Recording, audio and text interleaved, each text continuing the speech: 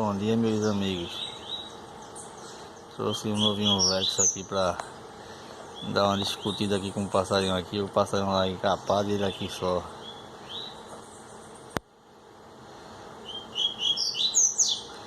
Esse é o novinho Vex. Show de bola.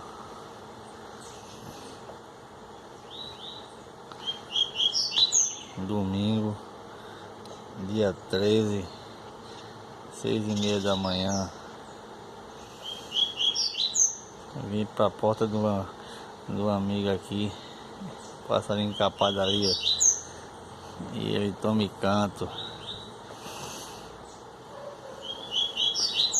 Eu não gosto de botar passarinho pra estar escutando o outro discutindo não. Aí parei porque fazia um testezinho. Esse aqui é o novinho Vex, viu? Breve, se Deus permitir, ele vai ser papai. É muita melodia, canta muito. Vamos aí, meus amigos aí. Entra no meu zap, entra no meu YouTube aí, ativa o sininho, se inscreva, compartilhe, deixa o like e pode deixar seus comentários também. Depois eu vou dar meu Instagram, eu tenho meu Instagram também para vocês também me seguir no Instagram. Eu vou deixar meu Instagram depois para vocês me seguirem no Instagram. Os passarinhos assim, né? Eles não precisam estar saindo e mostrando fêmea, eles são fibrados. Eu só gosto de passarinho fibrado. E passarinho fibrado é isso.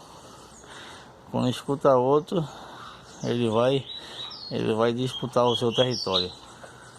E eu tô longe de casa, ó. Tô na porta do cara aqui, ó. O passarinho encapado ali, ele aqui, ó. Porque o outro tá encapado. Se tivesse desencapado, eu acho que nem aguentar não. Vamos seguir aí, vou deixar o vídeo correr até 3 minutos, para ficar muito longo. Daqui a pouco eu vou começar a tratar os passarinhos, os pendãozinhos, umas minhazinhas, uma estreliazinha e umas verdurazinhas. Esse é o meu caçula do meu cativeiro. Bom dia a todos aí. E vamos deixar o like, ativa o sininho, se inscreva aí no meu e compartilhe e deixe seu comentário.